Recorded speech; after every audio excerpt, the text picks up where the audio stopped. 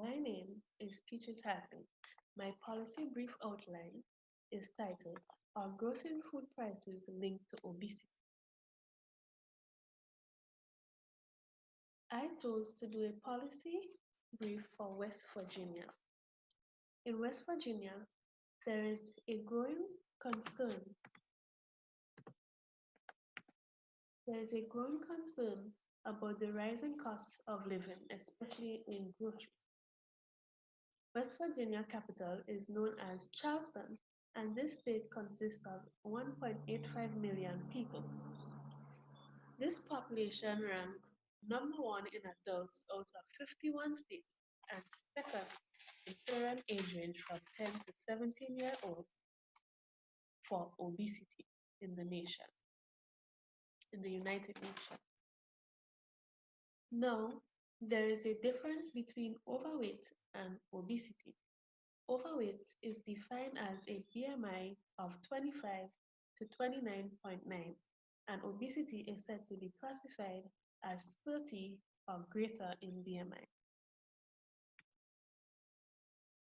The epidemiology evaluative criteria. Prevalence in West Virginia has the highest adult obesity rate in the nation and the second highest obesity rate for young children age range from 10 to 17 years old.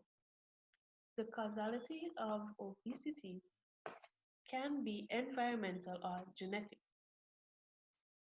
Genetic causality of obesity can be very rare and it is hereditary. Environmental causality can be multifactorial in the sense that a person may not be financially stable and the most readily available food is fast food and a sugary drink, which is very cheap and easy to find, easy to access. For the economic evaluative criteria, cost benefit, it would benefit the community if obesity can be controlled and kept at a minimum to prevent over expenditure in the healthcare sector and allocate the funds to fill in the gaps to obtain a more stable healthcare association. For ethical, legal, and political evaluative criteria, ethical equity is needed because there is a diverse population, a diverse community, and a diverse body mass. So the prevention of obesity need to be regulated at a community level and available to all.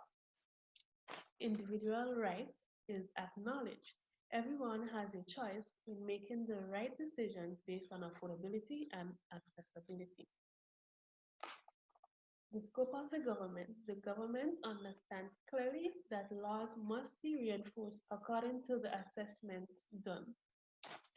And the public perception is the most individuals would agree to join healthcare programs based on a positive lifestyle choice. Overall, the researcher should acknowledge whether a policy works to improve health at a population level, like I said. This graph shows that obesity has increased drastically and is increasing continually today. West Virginia adult obesity rate currently is 38.1%, up from 23.9% in 2000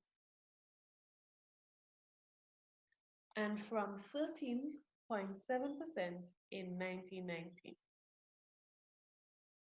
So you can see the gradual increase in obesity in West Virginia.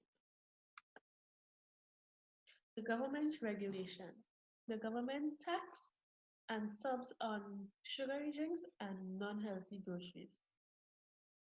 This is to allow or limit the consumer on non-healthy grocery. So labeling the groceries can help you choose a healthy snack from an unhealthy snack.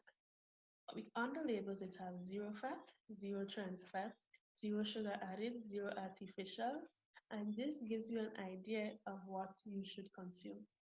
Zoning and land planning is very efficient. You have your supermarket, you have your farmers market, you have your pharmacy.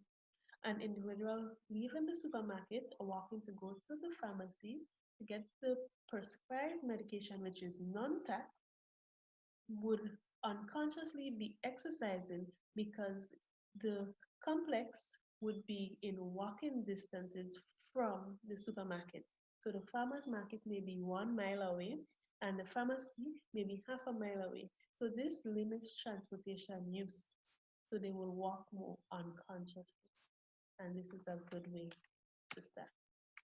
Alternatives, you have breastfeeding, you have the regulation on nutrition and physical activities. A next alternative could be legislative laws set in place for early childhood institutions and education centers, restaurants, schools, and workplaces. It is noted that in West Virginia there is limited research, limited children going and play.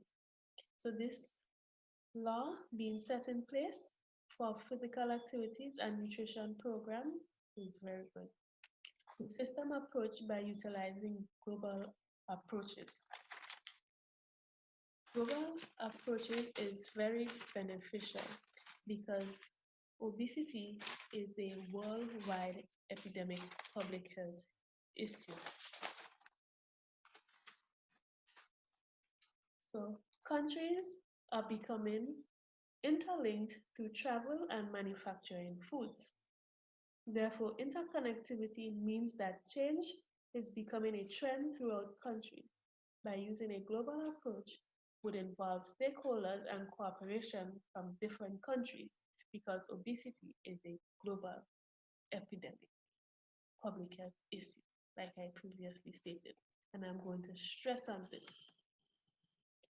For the analysis, the argument for obesity is not only a community-based public health issue, but it is a worldwide epidemic issue.